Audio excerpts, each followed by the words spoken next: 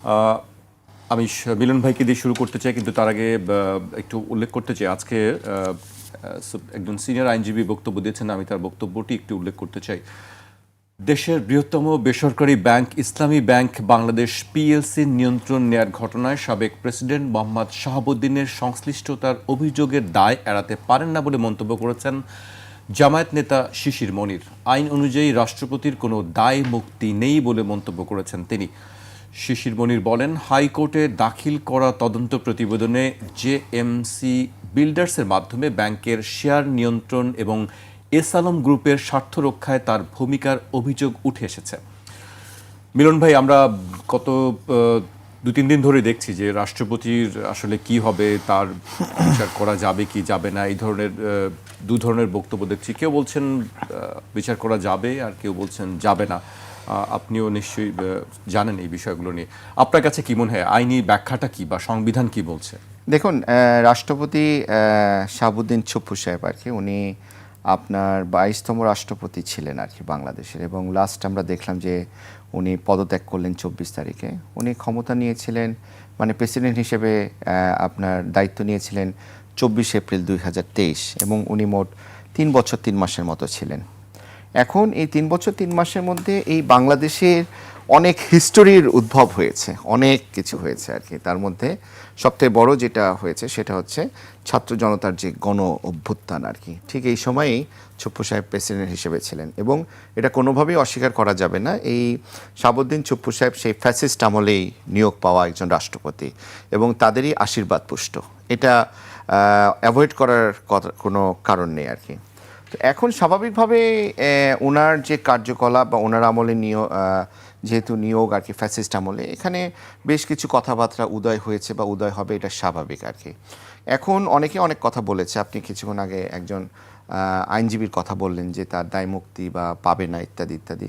দেখুন, উনি কিন্তু জেলা ও দায়রা জাজ হিসেবে উনি ছিলেন আর কি, এবং উনি রিটায়ার্ড পরে আপনার দুর্নীতি দমন কমিশনার হিসেবেও ছিলেন, এবং এই কমিশনার থাকা অবস্থাতেও ওনার বেশ কিছু কর্মকাণ্ড কোশ্চেন ছিল আর কি। উনি থাকা অবস্থাতে কিন্তু পদ্মা সেতুর যে দুর্নীতি হয়েছিল, যাদের বিরুদ্ধে অ্যালিগেশন ছিল তাদেরকে ক্লিন করেছিল। আবার উনি থাকা অবস্থায় কিন্তু সাবেক প্রধানমন্ত্রী বেগম খালেদা জিয়া, ওনার এগেইনস্টে কিন্তু আপনার জিয়া অরফানেজ ট্রাস্টের যে চার্জশিট সেটা কিন্তু হয়েছিল আর কি। সো ওনার বিরুদ্ধে কিন্তু অ্যালিগেশনের অভাব নাই। আবার উনি রিটায়ার্ড করার পরে আবার সামহাও ইসলামী ব্যাংকের সাথে কানেক্টেড হয়েছে, এস আলম গ্রুপের সাথে কানেক্টেড হওয়ার তার বিভিন্ন খবরাখবর আসে। তো এগুলা দেখেন, উনি এই অতীতে যে কর্মকাণ্ডগুলো করেছে এগুলাতে দায়মুক্তি হওয়ার কোনো উপায় নাই। যদি মনে করা হয় যে না, এগুলা উনি যা কিছু করেছে সজ্ঞানে করেছে, ইন্টেনশনালি করেছে, ইল মোটিভ নিয়ে করেছে, অবশ্যই তাকে বিচারের প্রক্রিয়া আসতে হবে। আমার কথা হচ্ছে, উনি প্রেসিডেন্ট থাকা অবস্থায় শপথ নেওয়ার পরে যা কিছু করছে বা শপথ নেওয়ার পরে উনি কি করেছে সেগুলো নিয়ে আবার কিন্তু এখানে আমাদের কিছু কনস্টিটিউশনাল ডিফিকাল্টিজ আছে। কারণ আপনি জানেন যে আমাদের কনস্টিটিউশনের অনুচ্ছেদ 51-তে কিন্তু স্পষ্ট বলা আছে রাষ্ট্রপতির দায়মুক্তি। রাষ্ট্রপতি রাষ্ট্র পরিচালনার সময় দাপ্তরিক কাজে উনি যা কিছু করেন না কেন, আবার যা কোনো কিছু না করে থাকলে, দুইটাই কিন্তু কিছু করলে এবং কিছু না করে থাকলে, ঠিক আছে, তাহলে সেটা নিয়ে কিন্তু কোনো ধরনের তাকে দায় দেওয়া যাবে না আর কি ওই কার্যকলাপের জন্য। তো এখানে যদি ওই রাষ্ট্রপতি থাকা অবস্থায় উনি কী কী করেছেন আর কি কাজ, এগুলো নিয়ে যদি কোশ্চেন অ্যারাইজ করে, তাহলে কিন্তু রাষ্ট্রপতির দায়মুক্তির একটা কথাবার্তা কিন্তু এখানে চলে আসে আর কি। আর আমি আরেকটি জিনিস আমি উল্লেখ করতে চাই, যোগ করতে চাই, সংবিধানের 52 অনুচ্ছেদে আছে যে তাকে অভিশংসন করা বা ইমপিচমেন্টের বিষয়। হ্যাঁ, এটা তো করা যেত, সেটা যদি করা হতো তাহলে কিন্তু আবার অন্য হিসাব হতো, কিন্তু তা তো করা হয়নি। অভিশংসন কখন করা হয়, যে তার নামে সিরিয়াস একটা অ্যালিগেশন আছে, ওই অ্যালিগেশনের জেরে তাকে হচ্ছে ইমপিচমেন্ট করা হয়েছে আর কি, কিন্তু তা তো করা হয়নি। এটা কিন্তু প্রথম অবস্থা একটা যখন বিএনপি ক্ষমতা আসলো তখন কিন্তু এই ধরনের একটা কথাবার্তা হচ্ছিল, তাকে মনে হয় অভিশংসন করা হবে, কিন্তু তা তো করা হয়নি আর কি। উনি কিন্তু স্বেচ্ছায় পদত্যাগ করেছে। সো দুইটার মধ্যে কিন্তু কমপ্লিটলি ডিফারেন্ট। এখানে কিন্তু 52 কোনোভাবে আসবে না, অনুচ্ছেদ 52 যে ওনাকে যে ইমপিচমেন্ট করা হচ্ছে বা অভিশংসন করা হচ্ছে, এটা কিন্তু করা হয়নি। এটাকে উনি স্বেচ্ছায় এখানে পদত্যাগ করেছেন আর কি। এবং স্বেচ্ছায় পদত্যাগ, ওনার যে চিঠিটা 24 তারিখের যে চিঠিটা, ওখানে উনি কিন্তু আবার 4টা প্যারা করেছে, 4টা প্যারা আছে। প্রথম প্যারায় দিয়েছে যে উনি দায়িত্ব সততার সাথে পালন করার চেষ্টা করেছে আর কি, এবং যখন রাষ্ট্র একটা ডিফিকাল্টিজ অ্যারাইজ করেছিল 5ই আগস্টের পরে, যে ডিফিকাল্টিসটা ছিল যে এখন ক্ষমতা কে নিবে, তখন কিন্তু আমরা দেখেছি অনুচ্ছেদ 106 ইউজ করা হয়েছিল। 106 অনুচ্ছেদে কিন্তু বলা আছে স্পষ্টভাবে যে কোনো যদি আপনার সাংবিধানিক ডিফিকাল্টিস অ্যারাইজ করে, তাহলে রাষ্ট্রপতি সুপ্রিম কোর্টের আপিল বিভাগের মহামান্য বিচারপতিদের পরামর্শ গ্রহণ করবে, তাদের কাছে একটা প্রশ্ন উত্থাপন করবে, ওনারা যে অ্যাডভাইস দিবে সে অ্যাডভাইস অনুসারে কাজ হবে। এবং উনি কিন্তু এটা করেছিলেন, 106-এর ইউটিলাইজ কিন্তু ওনার মাধ্যমেই হয়েছিল। উনি ছাড়া আবার এটা অন্য কেউ তো এই কোশ্চেনটা আপনার সুপ্রিম কোর্টের অ্যাপিলেট ডিভিশনে দিতে পারবে না। সো এই 106 ইউটিলাইজ করেই কিন্তু পরবর্তীতে আপনার ইন্টারিম গভর্নমেন্ট গঠন করা হয়েছে। ওনার প্রথম অংশ যেটা বলা হয়েছে সেটা কিন্তু ট্রু, এটা অস্বীকার করার কোনো ওয়ে নাই। উনি আবার দ্বিতীয় অংশে বলেছে যে উনার কারণেই দেশে কোনো সাংবিধানিক বিপর্যয় ঘটেনি, ইলেকশন হয়েছে। তারপর আবার লাস্ট যে প্যারাটা করেছে আর কি, লাস্টের আগের প্যারাতে উনি বলেছে যেহেতু তার বিভিন্ন ধরনের অসুখ আছে, হৃদরোগ আছে, ডায়াবেটিস আছে, কিডনিতে প্রবলেম, উচ্চ রক্তচাপ, ওনার বাইপাস হয়েছে, আবার অটোনমিক নিউরোপ্যাথি একটা রোগ হয়েছে, উনি সময়ে সময়ে ক্ষণিক অবচেতন হয়ে যাচ্ছে, এই জন্য উনি পদত্যাগ করেছে স্বেচ্ছায়।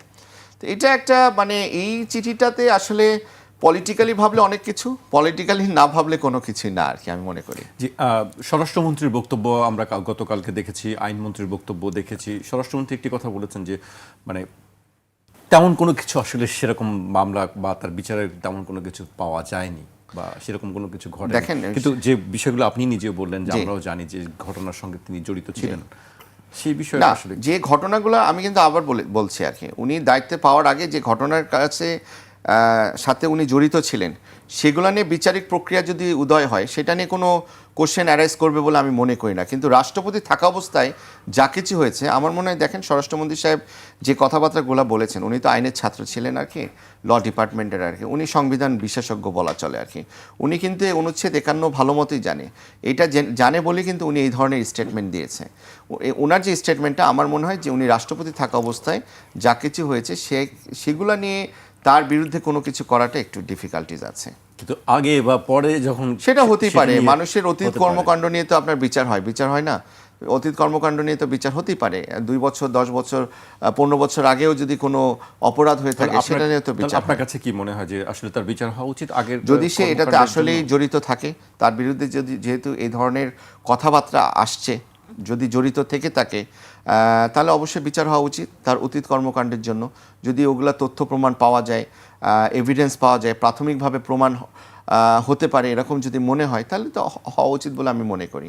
জি জি, মিলন ভাই আপনার কাছে আবারও আসবো। আমি শরীফ ভাইয়ের কাছে আসতে চাই। শরীফ ভাই, আপনার কাছে কি মনে হয়, এই যে দুই ভাগ আমরা দেখছি যে বিভিন্ন এক একজন এক এক রকমভাবে বলছে, কেউ বলছেন হওয়া উচিত, কেউ বলছে না এটির কোনো সুযোগ নেই, দায় মুক্তি দেওয়া হয়েছে, আপনি আসলে কি মনে করেন? ধন্যবাদ আপনাকে, ধন্যবাদ সাথের আলোচক, দর্শক শ্রোতা। আপনার কথার উত্তরে আমি যদি বলি যে কালকেই সংক্ষিপ্ত বিচারের মধ্য দিয়ে সদ্য পদত্যাগ করা রাষ্ট্রপতিকে কারাগারে নিয়ে যেতে হবে, অনেকেই খুশি হবেন, কিন্তু রিয়েলিটিটা কি? এটি কি সম্ভব? তিনি রাষ্ট্রপতির দায়িত্ব যখন পালন করেছেন, তখন তাকে আইনের ভেতর থেকে কতগুলো নিরাপত্তা দেওয়া হয়েছে, কিন্তু তার মানে এই না যে তার জিন্দেগিতে তিনি যা যা করেছেন সব কিছুর জন্য তিনি দায় মুক্তি পাবেন। এটি শুধুমাত্র মোহাম্মদ শাহাবুদ্দিনের জন্য না, এটা বাংলাদেশের রাষ্ট্রপতির দায়িত্ব যারা যারা পালন করেছেন সবার জন্যই প্রযোজ্য। আমাদের এখানে পার্লামেন্টারি সিস্টেমে রাষ্ট্রপতির দায়িত্ব পালন করার সময় যে দল থেকে যিনি মনোনীত হয়ে দায়িত্ব পালন করেছেন, ওই দলের সিদ্ধান্তের বাইরে কোনো রাষ্ট্রপতিকে গিয়েছেন? যাওয়ার সুযোগ কি ছিল? আমাদের কনস্টিটিউশন ওই সুযোগটাকে দিয়েছে। আমাদের যে রাজনৈতিক সংস্কৃতি, সেই সংস্কৃতি যে দল থেকে নির্বাচিত তার কোনো কার্যক্রমে নো বলার অপশন কি এখানে আছে? জুলাই অভ্যুত্থানের সময়ে মোহাম্মদ শাহাবুদ্দিন যদি শেখ হাসিনার যে স্টেপগুলো ছিল তার বিরুদ্ধে যদি কথা বলতেন, তাহলে এখন যারা তাকে জেলে ঢুকাতে চান, তিনি তার অনেক আগে, 1.5 বছর আগেই তাকে জেলে ঢুকতে হতো। তাকে কি ছেড়ে দেওয়া হতো? কখনোই না। সুতরাং আমরা অনেক সময় ইমোশনের কারণে আমরা অনেক সময় পারিপার্শ্বিক অবস্থা বিবেচনা না করে দাবি তুলে বসি। মজার ব্যাপার হলো তাকে তার দায়িত্ব পালনের সময় কারাগারে যে ভুলগুলো করেছেন তার জন্য যারা জেলে নিতে বলছেন তারাই কিন্তু চাইলে মোহাম্মদ শাহাবুদ্দিনকে জেলে নিতে পারতেন, কিন্তু সেটি করেননি। কেন করেননি? করেননি হলো আমরা যতই আইনের শাসনের কথা বলি, আমাদের দেশটা চলে শাসকের আইনে, চুজ অ্যান্ড পিক। আপনি যাকে পছন্দ করবেন এবং কাকে অপছন্দ করছেন, আপনার সুবিধা মতো তাকে কাউকে আইনের মুখোমুখি দাঁড় করলেন, কাউকে আইনের বাইরে নিয়ে গেলেন। বাচ্চু রাজাকার, তার তো মৃত্যুদণ্ড হয়েছিল, তিনি তো এখন ঘুরে বেড়াচ্ছেন, দেশে এসেছেন, তো তাকে পুলিশ ধরছে না কেন? তাকে কি ক্ষমা করে দেওয়া হয়েছে? নিশ্চয়ই না, ধরছে না। সরকার, আগের যে সরকারটা ছিল তাদের সময় বিচারে ফাঁসি হয়েছে, আর এখন যারা আছেন বা এই যে 1.5 বছর যারা ছিলেন তাদের মনে হচ্ছে যে না, এটা তাকে ধরা যাবে না, ধরছে না। তাহলে ক্ষমা করে দেওয়া হচ্ছে না কেন, বা ধরছে না, ক্ষমা করছে না? আমাদের বিষয়টা এখানে, তাহলে আমি কি? তো ওইটাই বললাম যে এখানে আইনের শাসন বলতে যে ধরনের সিস্টেমটা সারা পৃথিবীতে আছে আমাদের এখানে সেটা নাই। আমাদের এখানে আইনের শাসন বলতে আমরা রাজার ইচ্ছাকে বুঝি, রাজা যেভাবে চাইছেন সেটা হলো আইনের শাসন। আওয়ামী লীগের শাসন আমলে আপনার মনে থাকার কথা, মাহিয়া মাহিকে অশ্রাব্য ভাষায় গালাগালি করেছিলেন স্বাস্থ্য প্রতিমন্ত্রী মুরাদ হোসেন, কিন্তু তাকে কেবলমাত্র মন্ত্রিত্ব থেকে সরানো হয়েছিল। আর মাসুদা ভাট্টিকে মিডিয়াতে একটা বাজে কথা বলেছিলেন প্রয়াত ব্যারিস্টার মইনুল হোসেন, তার জন্য তাকে রংপুর থেকেই গ্রেপ্তার করা হয়েছিল। অনেকগুলো কারণ কি? মামলা হয়েছিল। অনেকগুলো মামলা হয়েছিল, একই রকমের কিন্তু কেস। ভাই নিশ্চয়ই ধারা ধরে বলতে পারবে। আমাদের মতো যারা অজ্ঞ লোক, আইন সম্পর্কে কোনো ধারণা নাই, তাদের চোখেও যে একজনকে আপনি সোশ্যাল মিডিয়ায় অথবা মেইন স্ট্রিমের মিডিয়ায় গালাগালি করছেন, আপনাকে একবারে গর্তের ভেতর থেকে ধরে নিয়ে আসছে, আর একজনকে গালাগালি করছেন, আপনার মন্ত্রিত্ব চলে গেছে। অনেকে বলার চেষ্টা করে শাস্তি তো হয়েছে। না, মন্ত্রিত্ব চলে যাওয়াটা এটা কোনো শাস্তি না, এটা একটা মানে পলিটিক্যাল পানিশমেন্ট, এটা একটা রাজনৈতিক অ্যাকশন। আমার দল করে, আমি তাকে দল থেকে বের করে দিলাম, অথবা আমার সাথে ক্যাবিনেটে আছে আমি বের করে দিলাম, কিন্তু সে যে অপরাধটা করেছে একজন নারী সম্পর্কে, তার জন্য এটি তো একটা ক্রিমিনাল অফেন্স, তার জন্য তার শাস্তি হওয়া উচিত। তাকে কোর্টে যেতে হবে, আত্মপক্ষ সমর্থন করতে হবে, সেটি তো আমরা আর্গুমেন্ট হবে, দেখি। সেটি হয়নি। আমাদের এখানেও প্রায় এক। আপনি মোহাম্মদ শাহাবুদ্দিনকে, আমি অবশ্যই মনে করি যে জুলাই অভ্যুত্থানের সময় তিনি নীরব ছিলেন, এটি সত্য। তিনি আওয়ামী লীগ কর্তৃক নির্বাচিত, মনোনীত, এটাও সত্য। আওয়ামী লীগের যে অপরাধের দায়, এটার একটা অংশ তাকে বহন করতে হবে। ওবায়দুল কাদেরকে বহন করতে হবে, ছাত্রলীগের ওই সময় প্রেসিডেন্টকে বহন করতে হবে, XYZ সবাইকে, আইজিকে বহন করতে হবে। তাহলে ওই সময় রাষ্ট্রপতিকে বহন করতে হবে না? অবশ্যই হবে। কিন্তু ব্যাপারটা হলো কি, সবাই পালিয়ে যাওয়ার পর তাকে তো আপনি বিচারের মুখোমুখি দাঁড় করান নাই, তার হাত থেকে আপনি শপথ নিয়েছেন। আমি ধরে নিলাম আপনার ধারণা ছিল না যে এর ইম্প্যাক্টটা কি হতে পারে। আপনি শপথ নেওয়ার পরে মনে হতে পারে যে না, কাজটা ভুল হয়েছে, পারিপার্শ্বিক অবস্থায় তার কোনো বিকল্প ছিল না, কিন্তু তারপরে তো আপনার হাতে সময় ছিল। আপনি কি কিছু করেছেন? না। বিএনপি তাকে পার্লামেন্টে বক্তৃতা করতে নিয়ে গেছেন, তিনি পার্লামেন্টে বক্তৃতা করেছেন রাষ্ট্রপতি হিসাবে, বিরোধী দল সেই বক্তৃতার সময় বয়কট করেছে। আবার শপথ নিয়ে তার ভাষণের উপরে 400 মিনিট আলোচনার প্রস্তাব দিয়েছে বিরোধী দল। আপনি যাকে পছন্দই করেন না, আপনি যাকে মানলেন না, তার ভাষণের উপরে আপনার আলোচনা করার কি আছে? আপনার যে এই যে তার হাত দিয়ে আপনি অধ্যাদেশ করেছেন, তো বিচারটা তো এখন কেন করলেন না? তার অপরাধের জন্য যদি আপনি বিচার করতে চান, তার রাষ্ট্রপতি থাকাকালীন সময়ের জন্য যদি বিচার করতে চান, তাহলে তো অবশ্যই ডক্টর ইউনূসেরও বিচার হবে এখানে।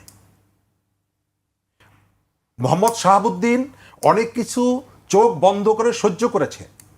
আওয়ামী লীগের যে শাসনটা, দুর্বিনীত যে শাসন, সেই শাসনের অনেক অন্যায় কাজ তিনি চুপচাপ করে সেটি সহ্য করেছেন, বিরোধিতা করেননি। করার স্কোপ ছিল কি ছিল না সেটি আমি কিন্তু বললাম। তাহলে ডক্টর ইউনূসের সময় তখন তিনি কি করেছেন? তার চোখের সামনে মেইন স্ট্রিম মিডিয়াতে আগুন দেওয়া হয়েছে না? তো তার দায় কি তখন? কবর থেকে মানুষকে তুলে এনে, লাশ তুলে এনে আগুন দেওয়া হয়েছে না? সেই দায় তার নিতে হবে না? তার অর্থ হচ্ছে সেই কথাটা আপনি বলছেন না। কেন বলছেন না?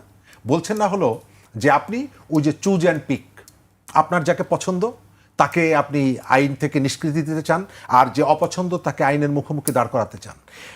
মোহাম্মদ শাহাবুদ্দিনের ব্যাপারটা আমার কাছে যেটা ধারণা, বিএনপি এতদিন বলেছে সাংবিধানিক ধারাবাহিকতা, কিন্তু মাত্র কিছুদিন আগে তার কাছে আর সেটা আর মনে হয়নি।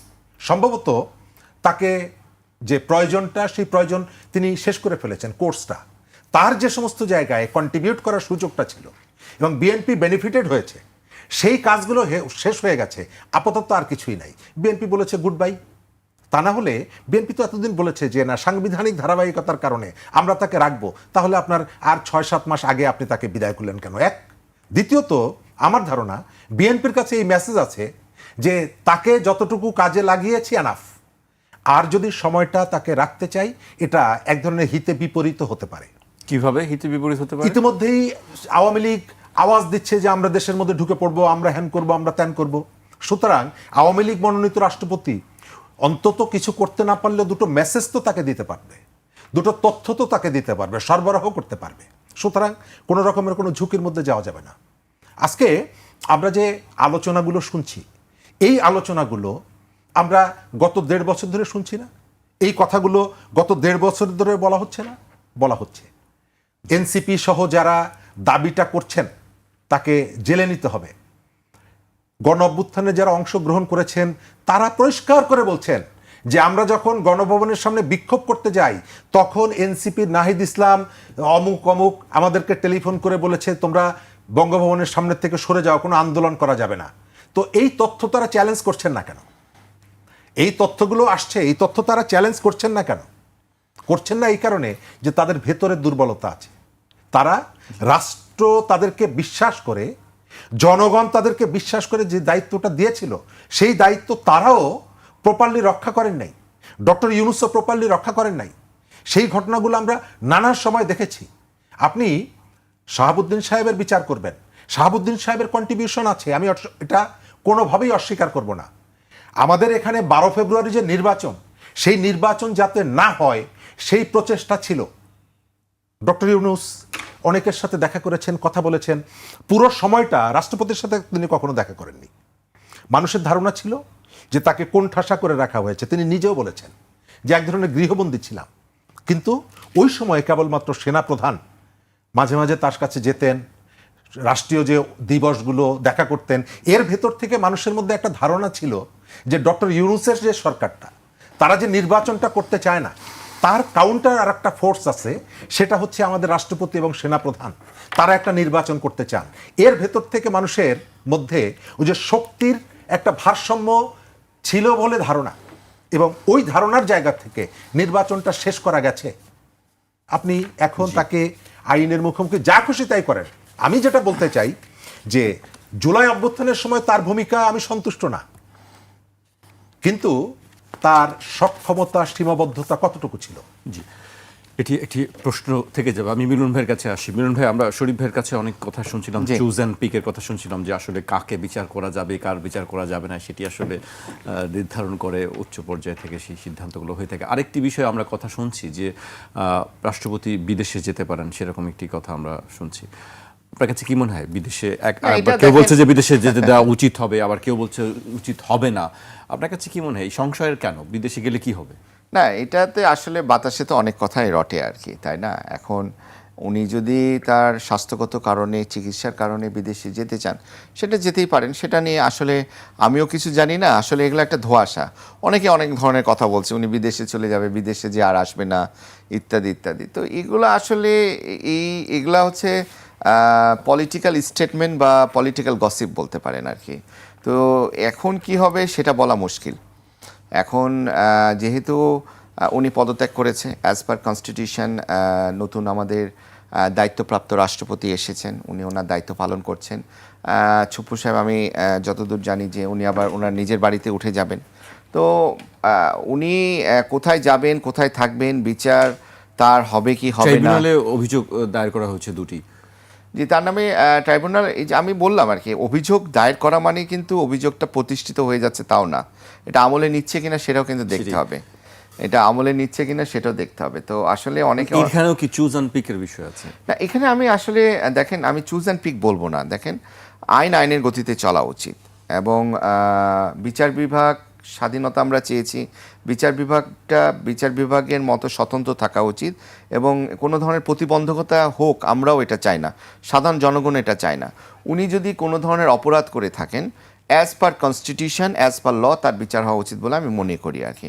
কিন্তু ওই যে বললাম যে তার ক্ষমতা থাকা অবস্থায়, প্রেসিডেন্ট থাকা অবস্থায় উনি কোনো ধরনের যদি এমন কোনো কাজ করে থাকে, দাপ্তরিক কাজ করা অবস্থায়, কিন্তু তার এটা রাষ্ট্রপতির দায়মুক্তি, এটা কিন্তু কনস্টিটিউশনে বলা আছে। দেখেন, এত মানুষ মারা গেছে 5ই আগস্টে, আমরা সবাই মর্মাহত আর কি। কিন্তু এই যে পুলিশকে যে গুলি চালাতে বলা হলো, গুলি চালাতে বলাটা এটা কি রাষ্ট্রপতি বলেছে, নাকি এটা স্বরাষ্ট্রমন্ত্রী বলেছে, নাকি স্বরাষ্ট্রমন্ত্রী প্রধানমন্ত্রী নির্দেশ পেয়ে বলেছে? এক্সিকিউটিভ কাজ তো তারা করছিল। রাষ্ট্রপতি তো আসলে রাষ্ট্রপতির ভূমিকা কী ছিল, বা রাষ্ট্রপতি বাংলাদেশে তো রাষ্ট্রপতি শাসিত সরকার না। আমরা দেখেছিলাম যখন প্রেসিডেন্ট এরশাদ ছিল তখন রাষ্ট্রপতি শাসিত ছিল, পরবর্তীতে 91-এ আবার পরিবর্তন হলো, তাই না? আমরা দেখেছি যে এখানে এক্সিকিউটিভ হেড হিসেবে প্রধানমন্ত্রী কিন্তু কাজ করে থাকে আর কি। সো এগুলো আমাদেরকে বুঝতে হবে আর কি। মানে আসলে অনেকে অনেক কথা বলবে, এই মানে কথার জন্য আমরা যদি গা ভাসাই দিই তাহলে হবে না আর কি। কতটুকু ধরা যায়, কতটুকু ধরতে হবে, কতটুকু দায় আছে, কতটুকু দায় মুক্তি আছে, সব কিছু আমাদের বুঝতে হবে। তবে আমি একটা কথা বারবার বলছি, উনি অতীতে যদি কোনো কর্মকাণ্ড করে থাকে, ঠিক আছে, এবং ওই অতীতের কর্মকাণ্ডে যদি তার এমন কিছু করে থাকে, ইলিগাল অ্যাক্টিভিটিস করে থাকে, উইথ ইল মোটিভ করে থাকে, তাহলে অবশ্যই তার বিচার হওয়া উচিত।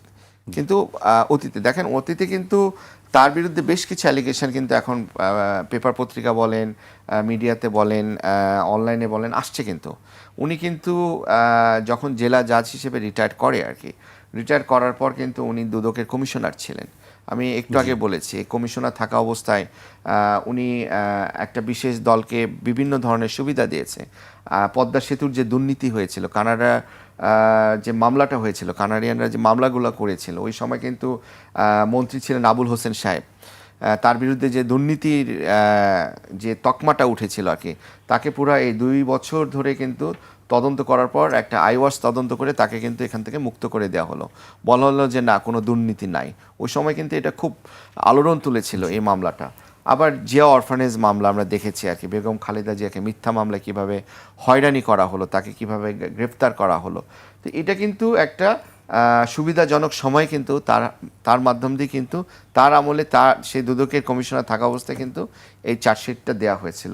পরে আমরা আবার দেখেছি 2017 সালে ইসলামী ব্যাংক, উনি কিন্তু বোর্ডেও ছিল, উনি কিন্তু ইন্ডিপেন্ডেন্ট ডিরেক্টর হিসেবে কিন্তু বোর্ডে ছিল কিন্তু। তো ওই সময় ইসলামী ব্যাংক এত ভালো একটা ব্যাংক, মানে সবাই ইসলামী ব্যাংকের প্রতি যে আস্থা ছিল, সেই আস্থাটা পুরাটাই কলাপস করলো ইসলামী ব্যাংকের উপর থেকে। তো এই ইসলামী ব্যাংক থেকে আবার কিন্তু উনি আবার গ্লোবাল ইসলামী ব্যাংকেও একটা বিশেষ দায়িত্বে ছিলেন আর কি।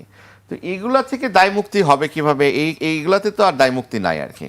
তো এটাতে যদি তার দায় থেকে থাকে তাহলে অবশ্যই হওয়া উচিত। আমার কথা শুধুমাত্র উনি প্রেসিডেন্ট থাকা অবস্থায় যে অ্যাজ পার কনস্টিটিউশন দায় মুক্তি, সেখানে আমার একটা অভিমত যে এটা একটু খুব একটা সুবিধা না আর কি। শরীফ ভাই, সাবেক রাষ্ট্রপতি নিয়ে আমরা কথা বললাম, সামনে কে রাষ্ট্রপতি হবে এটি নিয়েও কয়েকদিন ধরে জল্পনা কল্পনা চলছে। আপনার কাছে কি মনে হয় যে নামগুলো আমরা শুনছি, এর মধ্যে থেকে কেউ হবে, নাকি আসলে অন্য কেউ হওয়ার কোনো খবর আছে আপনার কাছে? আচ্ছা, ধন্যবাদ। তার আগের অংশের একটা বিষয় একটু মন্তব্য করি। আপনি অ্যাডভোকেট শিশির মনির সাহেবের একটা কোট করেছেন।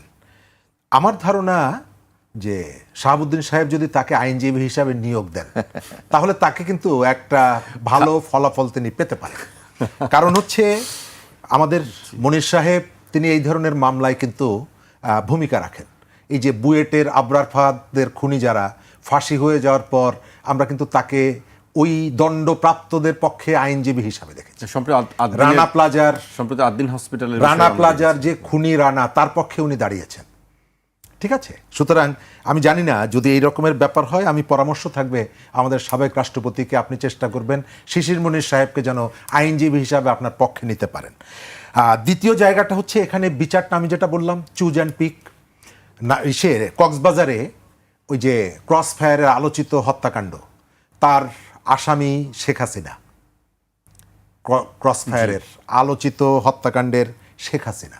আবার আমাদের এখানে জুলাই হত্যার যখন আপনি বিচার করেছেন, তখন পুলিশের আইজিকে আপনি আইনত তাকে রাজসাক্ষী আপনি করতেই পারেন, কিন্তু রাজসাক্ষী করার ভেতর থেকে আপনি তাকে লঘুদণ্ড দিয়েছেন।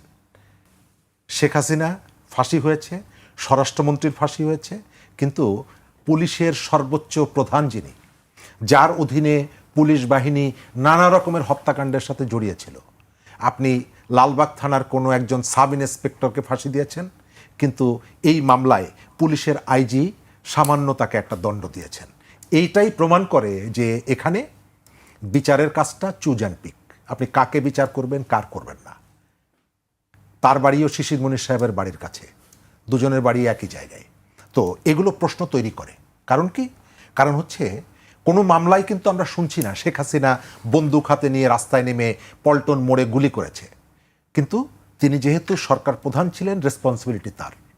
আসাদুজ্জামান খান কামাল যাত্রাবাড়িতে বন্দুক হাতে তাকে দেখা গেছে এটা না, কিন্তু স্বরাষ্ট্রমন্ত্রী হিসাবে তিনি ওই সময়ের কোনো ঘটনার রেসপন্সিবিলিটি এড়াতে পারেন না। যেমনিভাবে তার আগের যে রেজিম, সেই রেজিমের সময় ওই যে কানসাটের ঘটনা, অমুক জায়গায় তমুক জায়গার ঘটনা, এখন পর্যন্ত আমরা বিএনপির সমালোচনা করি। আজকের এই যে ঘটনায় আপনি কেন পুলিশের আইজিকে নিষ্কৃতি দিলেন? কারণ হলো সম্ভবত এমন কতগুলো ঘটনা ঘটেছে পর্দার অন্তরালে যেগুলো আমরা জানি না। এবার নতুন রাষ্ট্রপতি কে হবে এটা নির্ভর করে একমাত্র বিএনপির উপরে। আমাদের এখানে এক ধরনের সুশীলতা আমরা দেখাই, আমরা এসে বলি একজন নিরপেক্ষ লোককে নিতে হবে। বিএনপি একটা পলিটিক্যাল গভর্নমেন্ট, বিএনপি একটা রাজনৈতিক দল, সুতরাং বিএনপি কখনোই অন্য একটা দল থেকে একজনকে ডেকে এনে রাষ্ট্রপতি বানাবে না। জামাত হলে কি সেটি করতো? এনসিপি হলে কি সেটি করতো? আমি গত কয়েকদিন আগে এনসিপির এক নেতাকে জিজ্ঞেস করেছিলাম যে আপনারা যে কথায় কথায় বলেন যে বিএনপি অমুককে তমুককে, হ্যাঁ, বিএনপির একটা পলিটিক্যাল এজেন্ডা আছে, সেই এজেন্ডা বাস্তবায়ন করার জন্য তার তো সেই ধরনের লোক লাগবে। তবে আমরা চাইব দলের সিল মারা লোক হলেও তিনি যেন দক্ষ হন, তিনি যেন সৎ হন। প্রত্যেকটা দলের মধ্যে সৎ মানুষ, দক্ষ মানুষ আছে। কেবল দল করে বলে আপনি তাকে এই যে কয়েকদিন ধরে দেখছি 11-12টা সরকারি আধা সরকারি প্রতিষ্ঠানের দায়িত্ব দিয়েছেন সাবেক বিএনপি নেতাদের। এরা যদি যোগ্য হয় আমার কোনো আপত্তি নাই, কিন্তু অযোগ্য যদি হয় তাহলে আপত্তি আছে, কারণ এই প্রতিষ্ঠানগুলো শেষ করে দিবেন। সেকেন্ড, আমাদের এখানে ওই যে এনসিপির কথা বললাম, আমি জিজ্ঞেস করেছিলাম যে আপনারা যে পার্লামেন্টে সংরক্ষিত মহিলা আসনে 2টো আসন পেয়েছেন, নারী আসন, 2টো আসনই আপনাদের দলের 2জন ওই যে যৌথ সমন্বয়ক নাকি যেন বলে, সমন্বয়কারী, তাকে আপনারা দায়িত্ব দিয়েছেন। কেন? বাংলাদেশে তো এই রাজনীতির বাইরে অনেক দক্ষ নারী আছেন, তাদের কন্ট্রিবিউশন আছে জুলাই, তাদেরকে ডেকে এনে দিতেন, তা তো দিলেন না। কারণ কি? কারণটা হচ্ছে পরামর্শটা অন্যের ক্ষেত্রে প্রযোজ্য, আমার ক্ষেত্রে না। নতুন যে এমপি যারা এসেছেন তারা কন্ট্রিবিউট করতে পারছেন না, এর থেকে যোগ্য অনেকে ছিল, তো তাদেরকে তো এনে দিতে পারতেন না। ওটা দিবেন না, আপনি চাইবেন খালি বিএনপির কাছে। আবার জামাত চাইবে খালি বিএনপির কাছে। জামাত কি নিরপেক্ষ লোকদেরকে কোথাও নিয়োগ দিয়েছে? প্রশাসন বিভিন্ন জায়গায় তার লোকজনকে যে প্রবেশ করিয়েছে, সুযোগ পেয়েছে, এখন এসে আলোচনা করছে বিএনপির ক্ষেত্রে। হ্যাঁ, বিএনপি অনেক জায়গায় কথা রাখছে না, এটি অস্বীকার করব না। ওই যে জুলাই ডিক্লারেশনে আমরা সবাই চেয়েছে, এই কারণে আমরা হ্যাঁ বলেছি।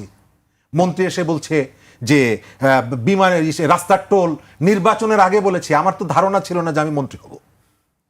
তো এই যে বক্তব্যগুলো, এই বক্তব্যগুলো আমাদেরকে হতাশ করে। বিএনপি এখানে কাকে রাষ্ট্রপতি নির্বাচিত করবে, তবে খেয়াল করবেন যে প্রধান, সেনা প্রধান এবং রাষ্ট্রপতি সিলেকশনের ক্ষেত্রে বিএনপি সবসময় একটা এমন কতগুলো ঘটনা ঘটায় যেটা পরে গিয়ে কিন্তু গিট্টু লাগে। এই পর্যন্ত আপনি দেখবেন সেটি মঈন আহমদ থেকে শুরু করে তাদের যে সিলেকশন, তাদের যে পছন্দ, কেন যেন বিএনপি দক্ষ বা অভিজ্ঞ প্রেমিক না। সে যাকে পছন্দ করে কয়েকদিন পরে দেখা যায় যে তার সাথে এক ধরনের প্রতিশ্রুতি ভঙ্গ হয়।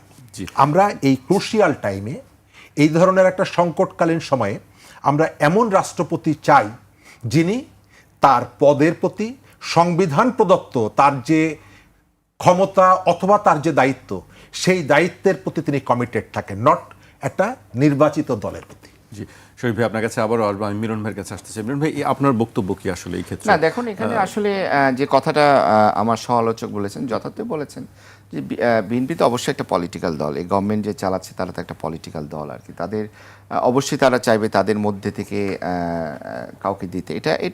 এটা যে কেউ করবে, এটাই নর্মাল, দ্যাট ইজ ট্রু। ওকে, তবে আমাদের যে প্রত্যাশা, সাধারণ মানুষ হিসেবে যে প্রত্যাশা, এটা একজন এমন কাউকে দেয়া হোক যিনি সৎ হবে, দক্ষ হবে, সততার সাথে দেশ চালাবে, কম্পিটেন্ট হবে এবং দেশ চালানোর মতো তার স্বাস্থ্যগত অবস্থাও থাকতে হবে। আমরা এমন কাউকে দিলাম যে হচ্ছে তার স্বাস্থ্যগত বেশ মানে উনি নিজেই ঠিকমতো চলতে পারছে না আর কি। সেক্ষেত্রে আমি একটু যোগ করি, বর্তমান যিনি দায়িত্ব পালন করছেন রাষ্ট্রপতির ভারপ্রাপ্ত, তার নামও আলোচনায় আমরা কেউ কেউ বলছেন, সেক্ষেত্রে আপনার না দেখুন, ওনার নাম আসতে পারে, উনিও তো সৎ দক্ষ, আমি যতদূর জানি আর কি, উনিও তো he is also competent, but এটা তো আলটিমেটলি দল ডিসাইড করবে এবং অবশ্যই এটা পার্লামেন্টে, এখানে অনুচ্ছেদ 123-এ বলা আছে যে পার্লামেন্টের যারা সদস্য আছে তাদের ভোটাভুটির মাধ্যমে এটা নির্বাচিত করা হবে আর কি। তো এখন এটা আসলে এখানে বিএনপি এমন একটা দল আর কি, এখানে কিন্তু কম্পিটেন্ট লোক অনেক আছে, প্রচুর আছে, ঠিক আছে। এখানে মানে দলীয় আনুগত্য থাকুক কিন্তু দল কানা আবার জানি না হয়ে যায়, দুইটার মধ্যে কিন্তু আপনার পার্থক্য আছে। একটা হচ্ছে আমি দলের মতাদর্শে আমি বিশ্বাস করছি, আমি জিয়ার মতাদর্শে বিশ্বাস করছি, আমি খালেদা জিয়ার মতাদর্শে বিশ্বাস করছি, আমি প্রধানমন্ত্রীকে ফলো করছি, তার মতাদর্শে বিশ্বাস করছি, কিন্তু আবার দল কানা হয়ে এমন কর্মকাণ্ড করছি আর কি যে আমি একদম অন্ধ হয়ে গেলাম, ঠিক আছে, তাহলে কিন্তু দেশ আগাবে না। অবশ্যই আমরা মতাদর্শে বিশ্বাসী করব, মতাদর্শে বিশ্বাসী হব, এমন লোক আসুক, অসুবিধা নাই, কিন্তু অবশ্যই দেশের ভালোটা যেন বুঝে। আর আজকে অন্য একটি ঘটনা আছে, শাপলা চত্বরে হত্যাকাণ্ড, বহুল আলোচিত একটি ঘটনা, আজকে সেটির অভিযোগ দাখিল হয়েছে এবং আনুষ্ঠানিকভাবে এটি বিচার শুরু হয়েছে বলা যায়।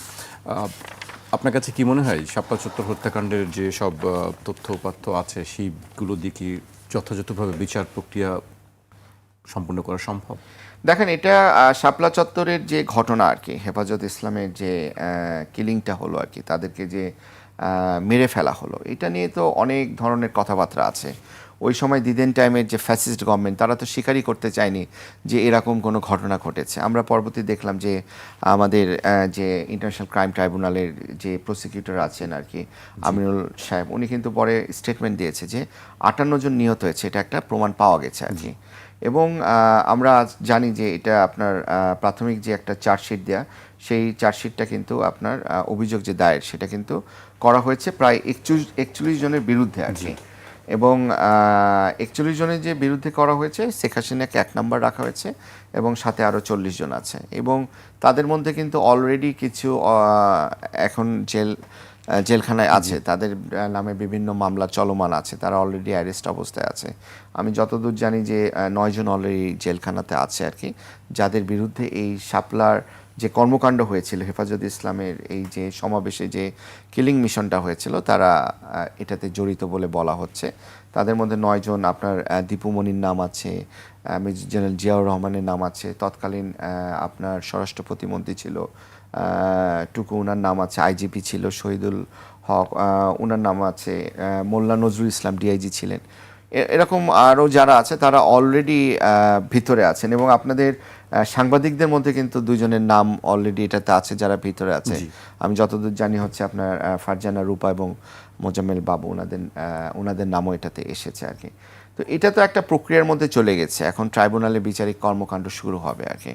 বিচারিক কর্মকাণ্ড শুরু হলে এটা তথ্য উপাত্ত এগুলো সব কিছু বেস করে এটা একটা পরবর্তীতে রায় হবে আর কি। মিলন ভাই, আরেকটি কথা আমরা শুনি বিরোধী পক্ষ থেকে বা বিভিন্ন জনে বলেন যে বিচারের প্রক্রিয়া আসলে খুব ধীর গতিতে চলছে, এটির কারণটা কি, বা এটি কি শুধু অভিযোগটা কি?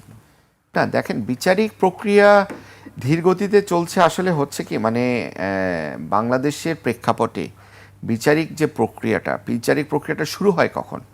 আমরা আসলে ভাবি কি যে আর মামলা দায়ের হয়েছে মনে হয় রায় হয়ে যাবে, জিনিসটা তো তা না। আসলে একটা মামলা দায়েরের পর কি হবে, মামলা দায়েরের পর এখন আপনার তদন্ত হবে, তাই না? তদন্তের একটা চার্জশিট দিবে, যেগুলো আপনার মামলা 2 ভাবে হয় আর কি। একটা হচ্ছে আপনার থানাতে যে আপনি মামলা করলেন, অথবা আপনি কোর্টে যে মামলা করলেন, নিম্ন আদালতে যে আপনি কমপ্লেন পিটিশন করলেন আর কি। তো ম্যাক্সিমাম কমপ্লেন পিটিশন বলেন আর হচ্ছে থানাতে যে মামলা বলেন, এই মামলাগুলো করার পর 100 জনের নামে আমি মামলা দিয়ে দিলাম, তাহলেই তো হয়ে যাচ্ছে না। এটা তো আপনার বিচারিক প্রক্রিয়া শুরু হবে। বিচারিক প্রক্রিয়াটা কখন শুরু হয়? এই মামলা হওয়ার পরে তারপরে শুরু হবে আপনার তদন্ত, এবং এই তদন্ত হওয়ার পরে তদন্ত রিপোর্ট আসবে, চার্জশিট যেটাকে বলা হয়, চার্জশিট সাবমিট হবে। চার্জশিট সাবমিট হলে তারপর এটা এই মামলাটার গুরুত্ব অনুসারে কিন্তু এটা আপনার মামলাটা বদলি হবে একটা কনসার্ন কোর্টে, তারপর কিন্তু বিচারিক প্রক্রিয়াটা শুরু হচ্ছে। আবার বিচারিক প্রক্রিয়া শুরু হওয়া মানে কি, কতজন সাক্ষী আছে, 20 জন সাক্ষী না 30 জন সাক্ষী, সেই সাক্ষী জেরা টেরা করতে এই বাংলাদেশের যে একটা বিচারিক প্রক্রিয়ার যে জটিল অবস্থা, এই অবস্থায় আসলে একটা মানে রায় পাওয়া ইটস ভেরি ডিফিকাল্ট। কিন্তু এটা যদি আপনার ধরেন সেই তুলনায় আপনার ট্রাইব্যুনালে যদি মামলাগুলো হয়, ট্রাইব্যুনালে কিন্তু আবার বিচারিক প্রক্রিয়াটা একটু দ্রুতভাবে সম্পন্ন হয়, কারণ তাদের সিস্টেমটা ওরকম। আমরা যদি একটু পেছনে যাই, যে মাগুরার আসিয়া হত্যার কথা, তখন আইনমন্ত্রী যিনি ছিলেন তিনি বলেছেন যে এটি খুব দ্রুত হবে, 90 দিনের মধ্যে এটি বিচার শেষ করা হবে। আমরা সম্প্রতি দেখলাম রামিসা হত্যাকাণ্ড, সেটিও দেখলাম তখনও আইনমন্ত্রী বলেছেন দ্রুত করা হবে। কিন্তু সেই আমার মনে হয় কত দূরে না এগিয়েছে দেখেন, সেই রামিসার বিচারগুলো? যে মামলা এটা হয়েছে হত্যা, মানে আপনার যে তাকে যে নিঃশঙ্কভাবে যে আপনার রেপ করে তাকে মেরে ফেলা হলো, মানে এটা তো আসলে এখানে হয় কি, আপনার সাক্ষী জেরার যে ব্যাপারগুলো থাকে এগুলা তো clear and shirt case. Clear and shirt case মানে কি, যে আপনার বোঝাই যাচ্ছে যে এখানে অপরাধীকে। আপনার এখানে রামিসা হত্যা মামলায় যে আসামি, সে তো 164ও দিয়েছে, সে যখন স্বীকার করে নেয় এটাতে আমি ছিলাম আর কি, আমি এটা করেছি, তাহলে কিন্তু আপনার এই মামলার প্রক্রিয়াটা শেষ হতে বেশি দিন লাগার কথা না, স্বাভাবিক আর কি। কিন্তু যখন কেউ অস্বীকার করে নিচ্ছে আর কি, ঠিক আছে, তখনই তো আপনার সাক্ষী জেরা টেরা অনেক কিছু ব্যাপার আছে। এবং রামিসা হত্যা মামলায় যেটা হয়েছে, এখানেও কিন্তু যারা সাক্ষী ছিল, এখানে যে উনি শুধু ওই 164 করেছে তাতেই তাকে যে আপনার ফাঁসিতে মানে রায় দেওয়া হয়েছে তা কিন্তু না, আরও যারা ছিল আর কি, আরও যারা সাক্ষী ছিল সবার সাক্ষী বিচারিক প্রক্রিয়া কিন্তু দ্রুতভাবে সম্পন্ন করা হয়েছে। It is an example. এই রামিসার হত্যা মামলাটা যে এত তাড়াতাড়ি শেষ হয়েছে, কিন্তু আমাদের প্রত্যাশা কিন্তু প্রতিটা মামলায় এই রামিসার মতো করে তাড়াতাড়ি হোক। মানে এখানে একটা ফোকাস পয়েন্ট চলে গেছে হচ্ছে রামিসার যে মামলাটা এত দ্রুতভাবে হলো আর কি, এটা তো আসলে সবাই অবাক, আমরা অবাক, এত দ্রুতভাবে মামলা শেষ হতে পারে, এত দ্রুতভাবে রায় হতে পারে। কিন্তু এটাই তো স্বাভাবিক হওয়া উচিত, এটা কিন্তু স্বাভাবিক হওয়া উচিত। কিন্তু আসলে আমাদের যে লোকবল বলেন, আমাদের সদিচ্ছা বলেন, আমাদের যে বিচারিক প্রক্রিয়া বলেন, আমাদের যে বিচারিক প্রক্রিয়ার যে ক্রাইসিস বলেন, সব কিছু মিলে আসলে মামলা তাড়াতাড়ি করে শেষ হয় না। আর যখন দেখা যায় যে একটা মিথ্যা মামলা অথবা যে মামলা, সেখানে আসামিরা অস্বীকার করছে, আপনার যারা সাক্ষী এক একজন এক এক কথা বলছে, তো বিভিন্নভাবে দেখা যায় যে ওই রায়টা বিলম্বিত হচ্ছে। আবার রায় হওয়ার পর ওই মামলার রায় এক্সিকিউট হতেও কিন্তু অনেক সময় লেগে যায়। আপনি দেখেন রামিসা হত্যা মামলা কিন্তু রায় হয়েছে, কিন্তু এক্সিকিউশনটা কবে হবে সেটি প্রশ্ন। এটা কিন্তু প্রশ্ন, এটা আবার এক্সিকিউশনেরও কিছু ব্যাপার আছে। এখানে জেল আপিল হয়, কারণ কাউকে যদি আপনার হত্যার রায় দেওয়া হয় তাহলে তাকে ফাঁসিতে ঝুলানো কিন্তু এটা একটা আরেকটা প্রক্রিয়া। এখানে তার অ্যাজ পার কনস্টিটিউশন বলেন, তার অধিকার বলেন, সব কিছু মিলে কিন্তু সে আবার এটা আপিলে যাবে, আপিলে যাওয়ার পরে আপিলে গেলেই হলো না, এটা আবার পেপার বুক রেডি হয়, অনেক ফর্মালিটিজ আছে। তো এটা করতে করতে দেখা যায় যে আরও সময় চলে যায় আর কি, কালক্ষেপণ হয়, কিন্তু আলটিমেটলি এটা এক্সিকিউশন হয় যে না তা না, হয় আর কি, কিন্তু দেরি হয় সেটি দেরি হয় মানুষের যে কবে হবে বাস্তবায়নটা। আমি শরীফ ভাইয়ের কাছে আসতে চাই। শরীফ ভাই, আমরা দেখছি গত কয়েকদিন ধরেই একটি সংকট, গ্যাসের সংকট, আবার দেখছি কেউ বলছেন এটি যান্ত্রিক কারণে হচ্ছে, কেউ বলছেন আসলে কৃত্রিমভাবে এটি করা হচ্ছে। মানুষের এই ভোগান্তি আসলে কবে দূর হবে? মানুষের ভোগান্তি দূর হবে যখন রাষ্ট্র মানুষকে সম্মান করতে শিখবে। আমাদের এখানে যখন এই সংকটগুলো হয়, সেই সংকট থেকে আমরা এর থেকে মুখরোচক যে ইস্যুগুলো আছে সেই ইস্যুগুলোকে প্রায়োরিটি দিই, এবং মানুষের যে যথার্থ ইস্যুগুলো সেটা প্রাধান্য পায় না। আমাদের বেশ কয়েকদিন ধরে এই সংকট মোকাবেলা করছে ঢাকা এবং ঢাকার বাইরের মানুষ, কিন্তু অনেক ইস্যুকে আপনি দেখবেন যে খুব স্বল্প সময়ের মধ্যে অ্যাড্রেস করা হচ্ছে, কিন্তু এই বিষয় নিয়ে আপনি মিডিয়াতে বলেন, অন্যান্য জায়গায় বলেন, আলোচনাটা নেই। সমস্ত আলোচনা হলো শাহাবুদ্দিনের কি হবে কি হবে না। আচ্ছা, শাহাবুদ্দিনের যদি কিছু না হয় বাংলাদেশ থেমে যাবে? না। তার যদি কিছু হয় বাংলাদেশ কি 50 বছর এগিয়ে যাবে? মোটেও না। কিন্তু আমার তো প্রতিদিনের জীবনযাপনে এটি প্রভাব ফেলছে। ওই জায়গাটায় যে প্রভাবটা, সেই প্রভাবের জায়গাটা নেই। তবে আমার ধারণা যে সরকার যদি আন্তরিকভাবে চেষ্টা করে, সরকারের কতগুলো সমালোচনা আমরা করি, কিন্তু কতগুলো পজিটিভ ইনিশিয়েটিভও আছে। সড়ক থেকে শুরু করে কতগুলো জায়গায় আমরা চাইব সব বিষয়গুলো যেন এইভাবে একই রকমের প্রায়োরিটি পায়। আপনি এর আগে মিলন ভাইকে একটা প্রশ্ন করেছিলেন এই যে হেফাজতের সমাবেশ নিয়ে। আমরা যে কোনো হত্যাকাণ্ডের বিচার চাই, সেটি রাষ্ট্রের উদ্যোগে হোক এবং মানে হত্যাকাণ্ডের সাথে রাষ্ট্র যদি জড়িত থাকে তারও বিচার চাই, রাষ্ট্র ব্যক্তি যদি জড়িত থাকে তারও বিচার চাই। কিন্তু ওই যেটা বললাম যে আমাদের এখানে কখনো কখনো কনফিউশন তৈরি করে দেয় বিচারটাকে। এই যে হেফাজতের সমাবেশে এর ভিতর থেকে আরেকটা জিনিস কিন্তু প্রমাণিত হচ্ছে, সেটা কেউ বলছে না। আমরা গত 10 বছর 15 বছর ধরে শুনে আসছি হাজার হাজার শত শত মানুষ হত্যাকাণ্ডের শিকার হয়েছে, সেটা কিন্তু সঠিক না। এবং যারা এই কথাগুলো বলছে তারা কিন্তু এখন কোনো আপত্তি করছেন না। এই অভিযোগগুলো যারা এনেছিলেন 59, এটির সংখ্যাটা একেবারেই কম না, অনেক, একজন মানুষও অনেক। ওই পরিবারটা জানে যে এই হত্যাকাণ্ডের তার স্বজনের লাশের ওজন কত, কিন্তু আমরা কখনো কখনো এমন কতগুলো সংখ্যা নিয়ে এসে এক ধরনের রাজনৈতিক কাজে এটাকে ব্যবহার করি। এই যে নিরীহ মানুষ, অবশ্যই তার বিচার চাই। একই সাথে সেই দিন ঢাকা শহরে আরও যে তাণ্ডবগুলো হয়েছে তো অস্বীকার তো করবেন না। আমি সিপিবি অফিসের চিত্রটা আমার চোখের সামনে এখনো ভাসে। নিচে 16টা গাড়ি গান পাউডার দিয়ে পুড়িয়ে দেওয়া, পুরো ভবনটাকে পুড়িয়ে দেওয়া। কারা করেছিল এটি? এই কাজগুলো যারা করেছে, রাস্তায় গাছ কেটেছে, এখন হয়তো কেউ বলছে না, ভয়ের কারণে বলছে না, কিন্তু এই প্রশ্নটা তো একসময় ছিল। এর পেছনে কারা ভূমিকা রেখেছে এই প্রশ্ন তো একসময় ছিল। এই যে প্রথম আলো ডেইলি স্টারে কারা আগুন দিয়েছে এখন হয়তো কেউ বলছে না, কিন্তু এক সময় না এক সময় এইটার জন্য যারা দায়িত্বে ছিলেন তাদেরকে জবাবদিহি করতে হবে, তাদেরকে জবাবদিহি করতে হবে। আমাদের এখানে হলো কি যে রাজনৈতিক পরিস্থিতি নির্ভর করে আপনি বিচার পাবেন কি পাবেন না। এই যে নিরপেক্ষ বিচারের কথা বলছি, আমি একটা পুরনো জিনিস বারবার দেখছিলাম। হাসানুল হক ইনুর 30 বছরের কারাদণ্ড হয়েছে, আপনি জানেন। বেসিক জায়গা ছিল কি, কুষ্টিয়ায় 6টি হত্যাকাণ্ডের তার সম্পৃক্ততা, সেখান থেকে তিনি খালাস পেয়েছেন সেই মামলায়। আন্দোলনকারীদের সন্ত্রাসী আখ্যা দেওয়া, সেই মামলা থেকেও তিনি খালাস পেয়েছেন। তার সাজা হয়েছে 30 বছরের। একটা মামলা হলো, 3টা মামলার একটা মামলা হলো জামাত নিষিদ্ধের ক্ষেত্রে তিনি ভূমিকা রেখেছিলেন। জামাত সম্পর্কে তো অনেকের ভিন্ন মত আছে।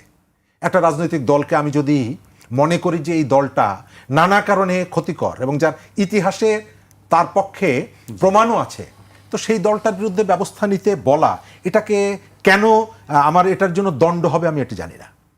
তার দণ্ড হয়েছে। তার 15 বছর আওয়ামী লীগের দুঃশাসনকে টিকিয়ে রাখার ক্ষেত্রে তাদের কন্ট্রিবিউশন আছে। আপনি সেই জায়গায় তাকে নিষ্কৃতি দিবেন, কিন্তু এইখানে এসে বিচার করলেন, তার মানে হলো যে আপনি কতগুলো পয়েন্ট ঠিক করে রেখেছেন যে এই পয়েন্টে যদি কেউ কথা বলে আমি তাকে ছাড়বো না, এবং বিচার সম্পর্কে প্রশ্ন তোলার সুযোগটা তৈরি হয়। কেন আমি জামাতের সমালোচনা করতে পারবো না? কেন আমি বিএনপির সমালোচনা করতে পারবো না? আওয়ামী লীগের সমালোচনা করতে পারবো না? যখন এটি হয় তখন এই সমস্যাগুলো তৈরি হয়। আমরা যে সুযোগটা এসেছে এই যে রাষ্ট্রপতি নিয়োগের ক্ষেত্রে আমরা যেটা শুনছি, আমরা চাই মোহাম্মদ শাহাবুদ্দিন যখন রাষ্ট্রপতির দায়িত্ব নেন, ওবায়দুল কাদের পর্যন্ত জানতো না তার দলটি কাকে মনোনয়ন দিয়েছে রাষ্ট্রপতি পদে। ওবায়দুল কাদের পর্যন্ত জানতেন না। একজন ব্যক্তি ঠিক করেছেন যে কে প্রেসিডেন্ট হবে, কে সেনাপ্রধান হবে, কে কোথায় যাবে। আমরা ওই জায়গা থেকে বের হোক, সেটা আমরা চাই। বিএনপি আলাপ আলোচনার ভিতর থেকে লোক ঠিক করুক, তবে সেটি সম্ভাবনা কতটুক এই সংশয়টা আমার মধ্যে আছে। আমরা গণতান্ত্রিক রূপান্তরের পথে যতটুকু সুযোগ এসেছে সব সুযোগটা যেন আমরা কাজে লাগাতে পারি। শেষ করব, আমি একেবারে শেষ পর্যায়ে চলে এসেছি। আমি মিলন ভাইকে দিয়ে শেষ করতে চাই। আমরা এই সুযোগটা আসলে কিভাবে কাজে লাগাতে পারবো মিলন ভাই? গণতান্ত্রিক যে প্রতিষ্ঠার সুযোগ এসেছে আমাদের সামনে, সেটি আসলে কিভাবে সামনে নিয়ে না যাওয়া দেখেন, সম্ভব? এখন আমরা একটা ফ্যাসিস্ট গভর্নমেন্ট যাওয়ার পরে একটা সুষ্ঠু একটা নির্বাচন আমরা পেয়েছি। আমরা তো আসলে আগে সুষ্ঠু নির্বাচন পাইনি আর কি। তো এই সুষ্ঠু নির্বাচনের মধ্যে একটা গভর্নমেন্ট ফর্ম করেছে এবং বর্তমান প্রধানমন্ত্রী তারেক রহমান ওনার যে কর্মকাণ্ডগুলো সেগুলো নিয়ে আমরা কিন্তু আশাবাদী। ওনারা 150 দিন অতিক্রম করেছে আর কি এই গভর্নমেন্ট আর কি। তো তাদের এটা ঠিক যে কিছুটা আইন শৃঙ্খলার অবনতি ঘটেছে আর কি, কিন্তু আমি ব্যক্তিগতভাবে তাদের মাঝে কাজ করার যে স্পিরিট, তাদের যে একটা দেশের ভালো চাওয়ার জন্য যে সদিচ্ছা, সেটা কিন্তু আমি সাধারণ মানুষ হিসেবে কিন্তু আমি দেখতে পাই আর কি। তো আমি তাদের কাছে মানে অবশ্যই সাধারণ মানুষ হিসেবে আশা করি যে দেশ যেন সুষ্ঠুভাবে চলতে পারে, সুষ্ঠুভাবে চালায়। এবং সামনে আরেকটা সুযোগ এসেছে, একটা নতুন রাষ্ট্রপতি আসবে। আমরা চাই এমন একটি রাষ্ট্রপতি আসুক, এমন একটি রাষ্ট্রপতি দেয়া হোক, এমন একটি রাষ্ট্রপতি নির্বাচিত হোক আর কি, যেন একটা আমরা নতুন সুন্দর বাংলাদেশ গড়তে পারি। সবাই মিলে। এটাই হচ্ছে আমার একটা সাধারণ মানুষ হিসেবে প্রত্যাশা। জি, সব সাধারণ মানুষের একই প্রত্যাশা যে আসলে সামনে দেশটা ভালো চলুক, এটি সবাই চায়। দেশটা সবাই ভালো চায়। চলুক। এটি বোধহয় কারোর কোনো সন্দেহ নেই। আজকে এখানে শেষ করছি। আপনাদের দুজনকে অনেক ধন্যবাদ আমাদেরকে